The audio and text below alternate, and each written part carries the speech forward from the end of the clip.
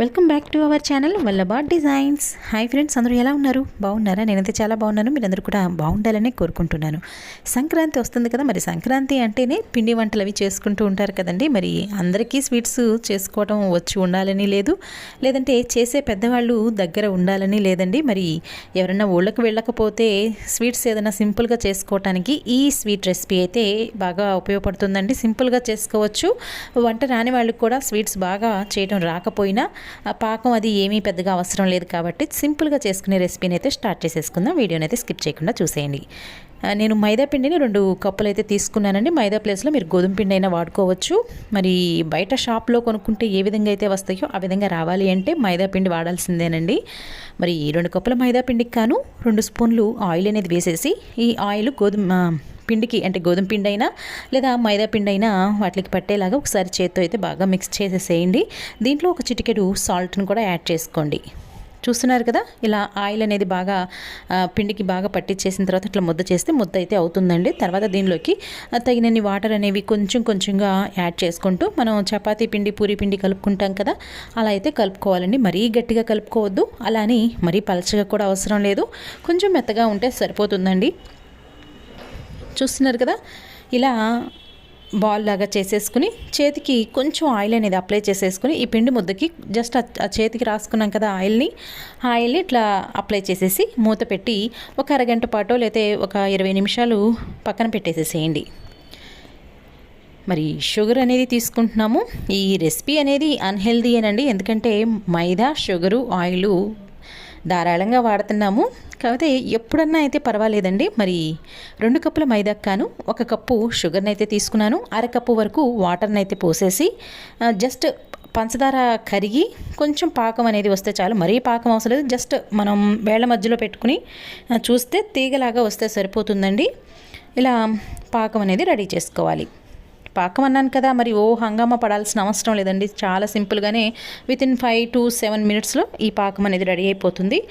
Check చేసుకుంటే మీకు 2 వేళ్ల మధ్యలో తీగలాగా వస్తుందండి. అలా వచ్చింది అంటే మీరు స్టవ్ ఆఫ్ చేసేసుకోవచ్చు. ఫైనల్గా దీంట్లో అయితే ఒక అరచెక్క నిమ్మకాయను కూడా పిండేసేసేయండి. ఇలా నిమ్మకాయ పిండినందువల్ల ఏంటంటే ఈ షుగర్ అనేది మనం స్టవ్ అది ఆఫ్ చేసేసిన తర్వాత గడ్డలాగా అవ్వకోకుండా కొంచెం పలచగానే ఉంటుందండి. మూత పెట్టేసేసి కదిలించకుండా పక్కన పెట్టేసేస్తే స్టవ్ మీదే ఉంచుకోండి. ఆ స్టవ్ వేడి అనేది ఉంటుంది కదా, ఆ వేడికి ఇది కొంచెం వేడిగానే ఉంటుంది పాకం అనేది. ఇప్పుడైతే మూత పెట్టేసేసి పక్కన పెట్టేసేయండి అట్లా స్టవ్ మీద. నెక్స్ట్ మనం ఆల్రెడీ పిండి అనేది మైదా పిండి అనేది బాగా కలుపుకుని పక్కన పెట్టుకున్నాం కదా, మూత పెట్టేసేసి ఆ పిండిని అయితే తీసుకోవాల్సి ఉంటుందండి. మరి ఒక 2 minutes 3 minutes పిండిని మళ్ళీ చపాతీ పిండి మనం ఏ విధంగా అయితే మళ్ళీ కలుపుతూ ఉంటామో అలానే గట్టిగా ఇట్లా బాగా చేత్తో బాగా పిసికేసేయండి. పిసికేసి మళ్ళీ బాల్స్ లాగా చేసుకుని బాల్స్ కూడా ఏ సైజులో మీరు చేయాలి అనుకుంటే ఆ సైజులో బాల్స్ అయితే చేసేసుకోవటమేనండి. మీరు చపాతీ పీట మీద అయినా పర్వాలేదు, లేదా ఇలా కిచెన్ ఫ్లోర్ అది ఉంటుంది కదా, ఫ్లోర్ మీద అయినా చేసుకోవచ్చు. ఇలా మైదా పిండిని అనేది కొంచెం కింద వేసి దాని మీద మనం చపాతీని ఏ విధంగా అయితే రోల్ చేసుకుంటామో ఆ విధంగా రోల్ చేసుకోవాలండి. కాకపోతే చపాతీని మనం రౌండ్గా చేసుకుంటాం. ఇది ఏంటంటే కొంచెం అడ్డంగా ఎక్కువ రావాల్సిన అవసరం లేదు, పొడవుగా చేసుకోవాలండి. పొడవుగా చేసుకున్నాక అంటే రెక్టాంగిల్ లాగా అయితే చేసుకోండి. కేవలం మధ్యలో మాత్రమే, అంటే సెంటర్ పాయింట్ ఏదైతే ఉందో ఎడ్జ్లో వదిలేసేసానండి, కట్ చేయట్లేదు నేను.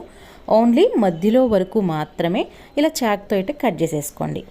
తర్వాత దీని మీద పొడిపిండి అనేది చల్లేసేసి అంచులు ఉన్నాయి కదా, ఆ అంచులకి కొంచెం వాటర్ అనేది వేలుతో కనుక మనం పూసేసి ఇట్లా హాఫ్కి ఫోల్డ్ చేసేసేయండి.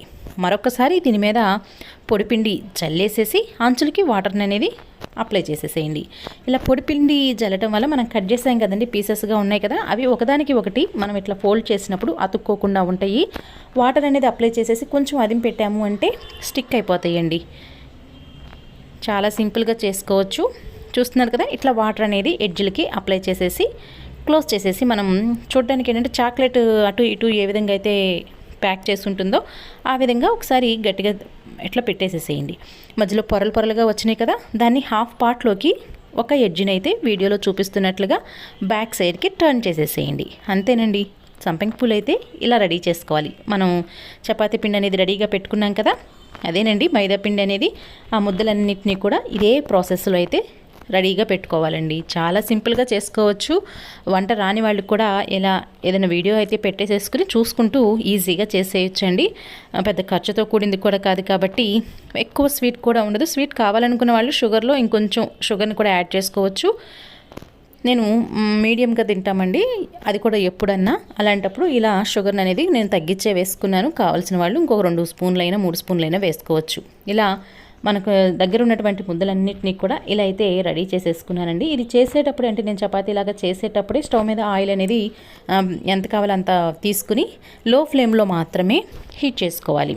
ఆయిల్ అనేది బాగా హీట్ అయ్యిందని తర్వాత ఈ సంపంగి పూలు అనేది మనం రెడీ చేసుకున్నాక వాటిని అయితే వేసేసి కలర్ చేంజ్ అయ్యే వరకు 2 వైపులా కూడా జాగ్రత్తగా అయితే ఇట్లా ఫ్రై చేసుకోవాలండి. కొంచెం కాగకోకుండానే అంటే వెంటనే వేసేసామనుకోండి, కాకోకుండా వేసేస్తే నూనె అనేది ఈ పీల్ చేసేసిద్దండి.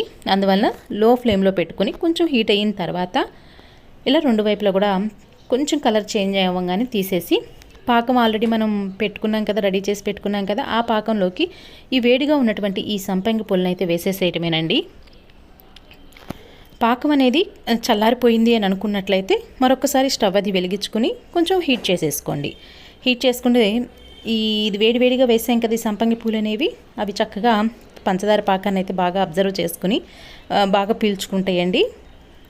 చూస్తున్నారు కదా, ఇలా 2 వైపులకి ఈ పాకం అనేది పట్టేలాగా ఒకసారి స్పూన్తోనో లేదంటే గరిటెతోనో మిక్స్ చేసేసేయండి. మిక్స్ చేసేసి జస్ట్ వెంటనే తీసేసేయచ్చండి. ఇంకా ఎక్కువసేపు ఉన్నట్లయితే పాకాన్ని పీల్చి అవి బాగా మెత్తగా అయిపోతాయి, క్రిస్పీగా ఉండవు.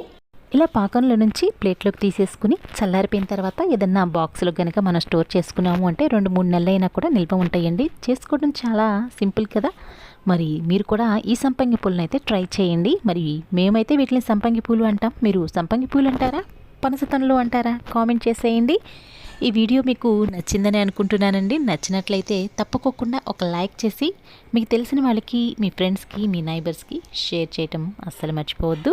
మన ఛానల్లో ఉన్నటువంటి వీడియోస్ అన్నిటినీ ఒకసారి చూడండి, మీకు యూస్ఫుల్గానే ఉంటాయని అనుకుంటున్నాను.